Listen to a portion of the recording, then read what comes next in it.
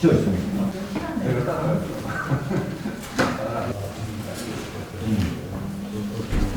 윤석열 전 검찰총장은 이재명 민주당 후보를 향해 배임 행각이 상습적이라며 공격했습니다. 이재명 민주당 후보는 윤석열 전 검찰총장을 향해 구속될 사람이라고 공격했습니다. 서로를 향해 범죄자라며 손가락질하고 있습니다. 역대 이런 선거판은 없어서며 정치 막장 드라마 예고편을 보는 느낌입니다. 드라마의 결말이 어쩌면 둘 다 구속될 수도 있다는 상상을 불러오고 있습니다. 고발 사주 등 검찰 권력을 사유한 흔적들이 곳곳에서 드러나고 있는데도 나는 모르는 일이라는 것과 1조 원 불로소득 특혜 의혹에 대해서도 일부 직원들의 일탈 행위로 치부하는 꼬리 자르기 행태는 너무나 닮은 꼴입니다. 무엇을 위한 정권 교체이며 무엇을 위한 정권 연장인지 그 경계가 허물어지고 오로지 권력을 향한 정오심만 남은 꼴입니다. 대선이 본격화되면서 정의당 심상정 후보에 대한 길을 묻는 국민들이 많습니다. 분명히 말씀드립니다. 반성 없는 탄핵 세력도 촛불을 배신한 세력도 정권을 운영할 자격이 없습니다. 정의당 심상정 후보는 세상을 바꾸는 대통령이 되기 위한 집권의 길을 꿋꿋이 갈 것입니다. 20대 대선은 민주당과 국민의힘, 정의당과 3자 대결이 아닙니다. 20대 대선은 철진한 민주개혁 세력 대 탄핵 보수 세력의 대결도 아닙니다. 20대 대선은 불평등의 주범, 기득권 세력과 기득권 세력의 낡은 정치에 고통받고 저항하는 세력의 1대1 대결 구도입니다. 20년의 진보 정치가 대한민국의 보편적 복지 사회를 주도해 왔듯이 정의당은 코로나 재난으로부터 삶을 재건하고 34년 기득권 양당 정치가 만든 불평등 계곡과 기후위기로 인한 불안한 삶, 영혼마저 앗아가는 배제와 차별을 넘어서기 위한 시대적 과제를 집권을 통해 이루고자 합니다. 시민 여러분, 일하는 시민들, 극심한 불평등과 양극화에 하루라도 허리 펼 수 없는 시민들의 밥그릇이 아니라 자기 밥그릇 싸움에 급급한 기득권 양당 정치를 퇴출시키고 일하는 노동시민, 배제된 약자들의 이익을 위해 일관되게 싸우고 대변해온 정의당 심상정 후보를 대통령으로 당선시켜 주십시오. 정의당과 함께 일하는 사람들을 위한 정권교체, 정치교체로 삶의 희망을 만드는 대선을 만들어 나갑시다. 검찰이 특검을 부르고 있습니다. 성남시청 압수수색에서 시장실을 제외한 것은 시장실 입구에 플라스틱 쿠션 라인을 설치한 것입니다. 무엇을 막고자 하는 겁니까? 무엇을 지키고자 하는 겁니까? 대선을 앞두고 시민들은 대장동 특혜 개발 의혹의 실체를 요구합니다. 실체를 밝혀야 할 검찰이 막아서고 있다는 의심을 사는 형국입니다. 검찰은 시민들의 공적인 권한을 위임받아 사법정의를 지키는 기관입니다. 그런 검찰이 여당 대선 후보를 지키려는 것 아니냐는 의혹을 받고 있습니다. 특검을 둘러싼 공방이 치열해지고 있습니다. 특검이 정치 공방으로 활용되는 것을 정의당은 단호히 반대합니다. 사건 실체를 밝히는 데 도움이 되지 않는 특검은 도입할 이유가 없습니다. 그러나 지금 형국은 검찰이 특검을 부르고 있다는 사실을 지적하지 않을 수 없습니다. 특히 올해 5월까지 검찰총장이 성남시청 고문 변호사로 활동한 사실이 드러나서 더욱더 그렇습니다.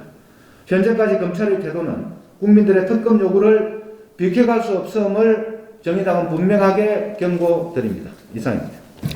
정치권의 청년 정책을 제안하기 위한 목적으로 만들어진 한 청년단체의 대표가 20대 학생들을 상대로 약물을 사용한 강간을 비롯해 성폭력을 자행해왔다는 증언이 나왔습니다. 언론에 증언한 피해자만 4명에 달하는 상황입니다. 이번 청년단체 성폭력 사건은 단지 개인의 문제가 아닙니다. 해당 단체 대표는 국민의힘 대선 예비후보 캠프의 위원장이었고 해당 단체 행사에는 국회의원을 비롯한 정치인들이 대거 참석해왔다고 합니다. 피해자들이 이제껏 나서지 못했던 까닭도 가해자의 정치권과 연관된 인맥과 권력 탓이었습니다. 가해자는 그동안 회원들에게 정치인들과의 친분을 과시하고 가해자는 그동안 회원들에게 정치인들과의 친분을 과시하고 국민의힘으로부터 영입 제안을 받았다며 자신이 국회의원이 될 가능성이 높다는 취지의 이야기를 해왔다고 합니다. 이번 사안은 정치 권력이 영향을 미친 권력형 성폭력 사건입니다. 가해자의 권력은 단지 시민단체의 대표로서가 아니라 정치권과 연결된 인맥과 직위에서 나왔습니다. 정치가 청년들의 눈물을 닦아주기는커녕 청년단체에 모인 청년들을 정치 권력에 눈치 보게 했고 결국 권력형 성폭력까지 발생했습니다. 가해자가 위원장직을 맡았던 국민의힘 대선 후보 캠프 측은 가해자의 사임으로만 꼬리 자를 수 없습니다. 책임 있는 입장 표명과 대책을 촉구하는 바입니다. 부대표 배복주입니다.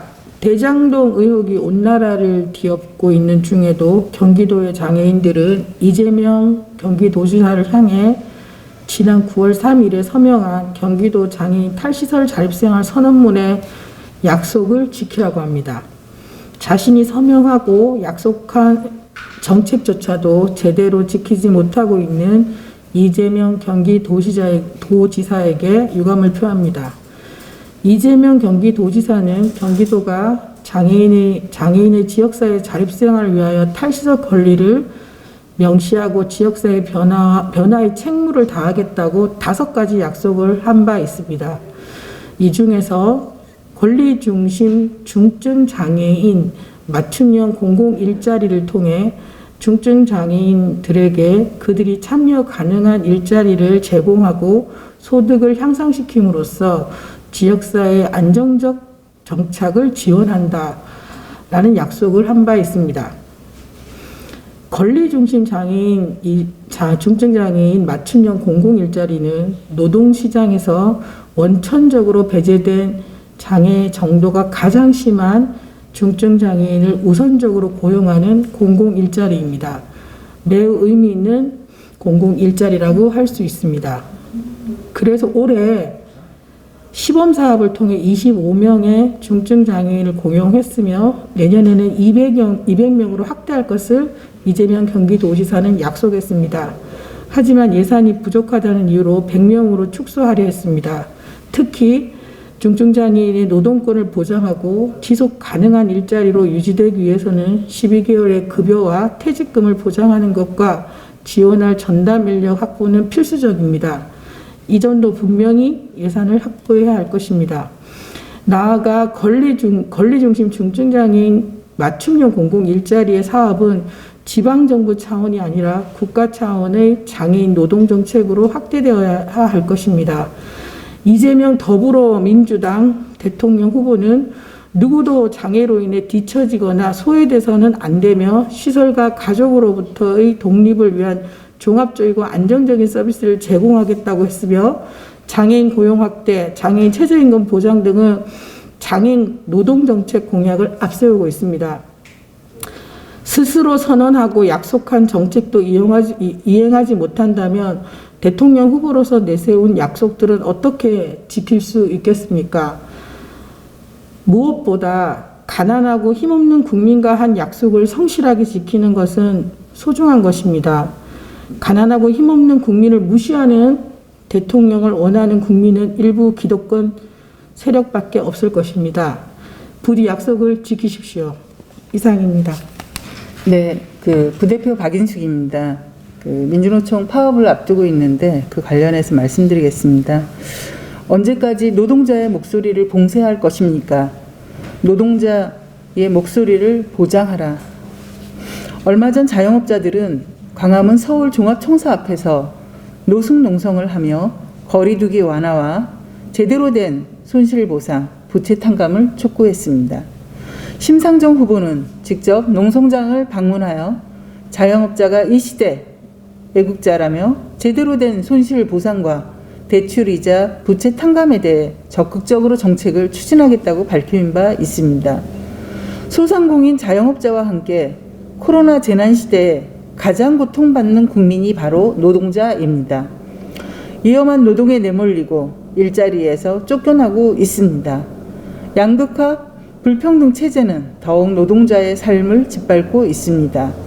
이러한 상황에서 민주노총은 불평등 체제 타파와 사회 대전환을 내걸고 20일 총파업에 돌입합니다. 민주노총이 내세우는 5명 미만 사업장 차별 철폐와 비정규직 철폐, 정의로운 전환과 일자리 국가 보장, 주택, 교육, 의료, 돌봄, 교통 공공성 보장은 너무나도 당연한 요구입니다. 그동안 방역이라는 명분으로 노동자들의 입을 막았습니다. 그 결과는 자본 편들어 주기가 되었고 최악의 불평등 시대가 되었습니다. 이제 충분히 참았습니다. 노동자의 결사, 집회를 허용하고 목소리를 수렴할 것을 강력히 촉구합니다. 이상입니다. 어제 민주당 송영길 대표가 한 언론 인터 방송에서 이재명 후보가 대통령 되는 것도 정권 교체라는 참 말을 했습니다. 참 코미디 같은 이야기입니다. 자신들의 실정을 감추기 위한 위장 발언으로 규정할 수 않을 수 없습니다. 그동안 정권 연장을 이야기해오다가 갑자기 정권 교체 이야기를 꺼냈습니다. 국민들 절반이 넘는 국민들이 정권 교체 여론이 높다 보니까 이재명 후보가 당선되어도 정권 교체라는 그런 참 웃지 못할 코미디 같은 일을 벌이고 있습니다.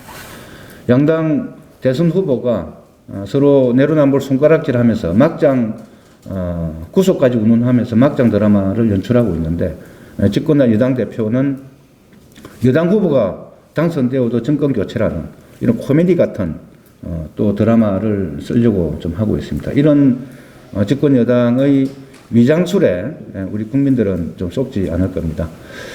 송영길 대표께서 정말 조금이라도 우리 국민들에 대한 정치가 되어야 된다라고 생각한다면 지금 당장 10월 20일 노동자들이 자신들의 요구를 걸고 또 일손을 중단하고 거리로 나올 예정입니다. 그런 노동자들의 몸부림을 불법으로 막는 이런 행위부터 좀 걷어치워야 된다 하는 좀 생각이 듭니다. 그리고 코로나 여전히 우리 자영업자들 코로나 재난으로 인해서 더 많은 좀 고통을 좀 받고 있습니다. 그런 문제에 집권 여당으로서 좀 더 책임 있는 태도를 촉구하면서 오늘 대표단의 모두 발언을 모두 마치도록 하겠습니다. 고생하셨습니다.